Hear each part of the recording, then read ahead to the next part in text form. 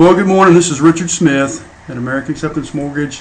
We had some big news this week, and I wanted to talk about it. It always happens when I'm out of town, and I was out of town Monday and Tuesday.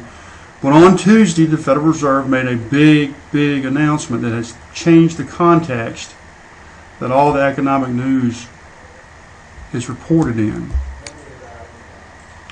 The Federal Reserve on Tuesday came out and basically said that if things get worse, they're going to take action. If things don't get better, they're going to take action next month. And that action basically implies that they're going to keep rates low, but it implies also that they're going to move back into the bond market, purchasing mortgage securities and treasury securities, which they hadn't really stopped purchasing treasury securities. They had been reinvesting sale proceeds from mortgages into the treasuries to keep that low.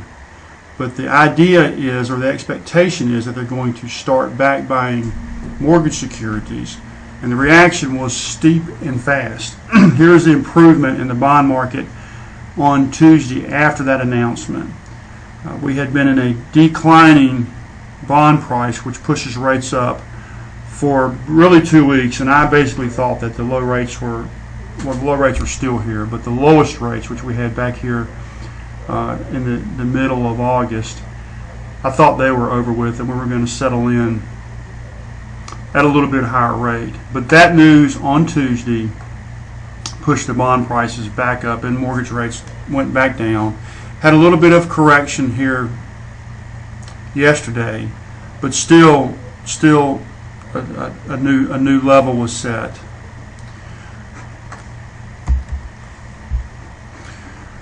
The Federal Reserve statement basically sets a different context, though.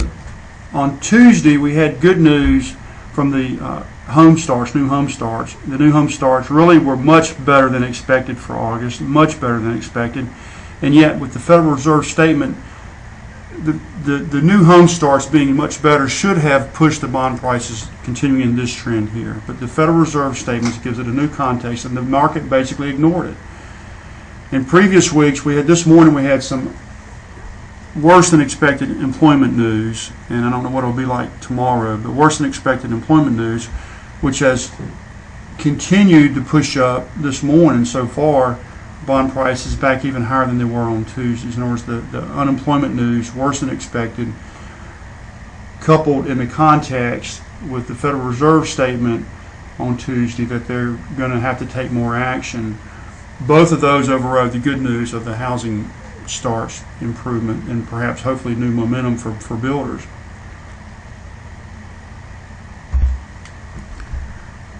During this period, during this trend, the unemployment figures might have been overlooked and investors might have jumped on the good news of the housing market. Anyway, we'll see how this goes this week, but I really think that the new context has reestablished that we're going to have lower rates going forward.